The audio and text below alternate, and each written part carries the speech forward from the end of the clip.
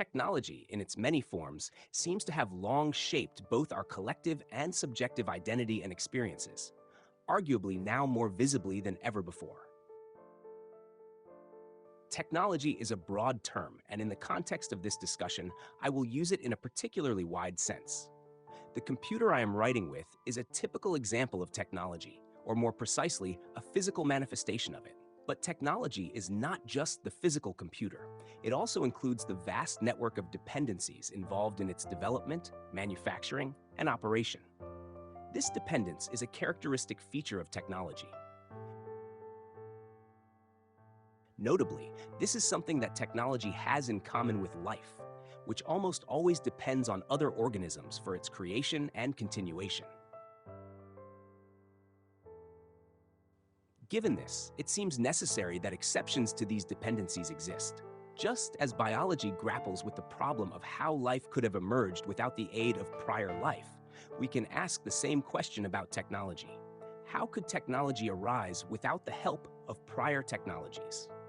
When considering such questions, we must acknowledge that we are not only confronted with the mystery of how these origins occurred, but also with the vagueness of categories like life or technology, a vagueness that becomes particularly evident at their beginnings. To explore these questions, we will first address the vagueness of these categories and clarify what we are actually looking for when reflecting on the past.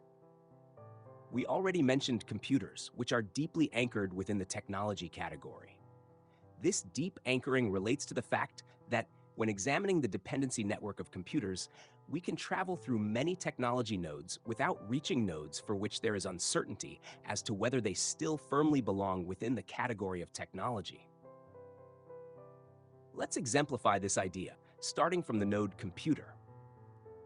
This is, of course, only a simplified path within an enormous network.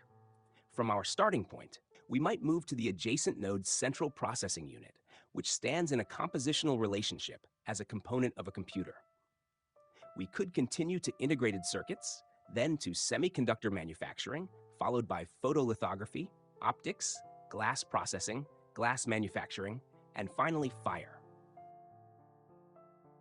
This path is somewhat arbitrary, and the distance between the nodes may vary significantly, though how such distances should be measured remains unclear.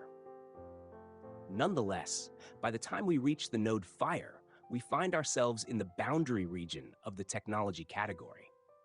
This becomes evident when we consider that people might debate whether the use of fire qualifies as a technology. And even if there were agreement that the use of fire is a technology, it remains unclear which dependencies of it would be considered technologies.